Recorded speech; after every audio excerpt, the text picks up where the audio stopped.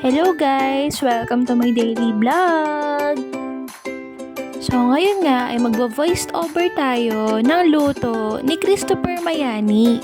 Kakastroll ko ng Facebook ko, ito yung nakita ko sa aking FYP.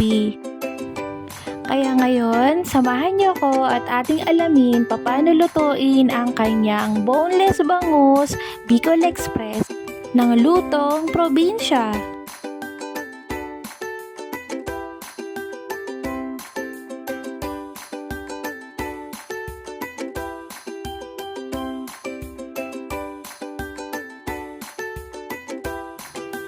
So una, kailangan nating lagyan ng salt and pepper ang ating bangus. Pagkatapos ay iprito natin ito sa kumukulong mantika.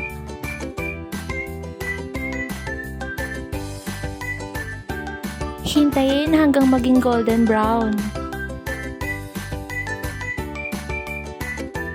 Para sa ating mga ingredients, kakailanganin natin ng bawang, sibuyas, siling green, at bagoong alamang na gisado.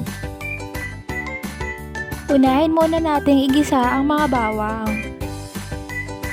Kapag na golden brown na ang bawang, isunod na natin ang mga sibuyas. Kapag nagisa na, ilagay na natin ang siling green.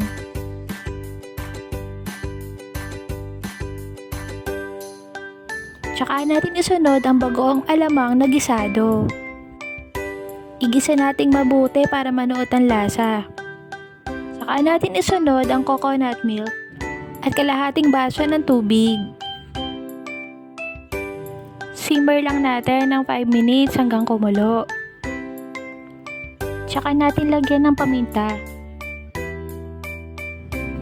Kapag medyo kumulo na, ilagay na natin ang mga pinrito nating bangus.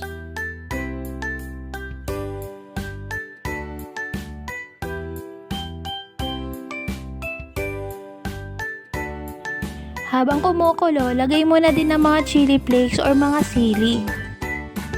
Hayaan lang kumulo hanggang makita mo na parang nagmamantika. So that's it guys! Luto na ang ating boneless bangus Bicol Express by Christopher Mayani.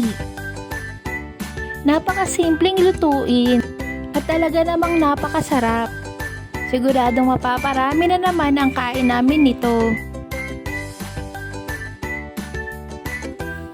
Abay talaga namang maiinggit ka kapag ganiri ang nakikita mo.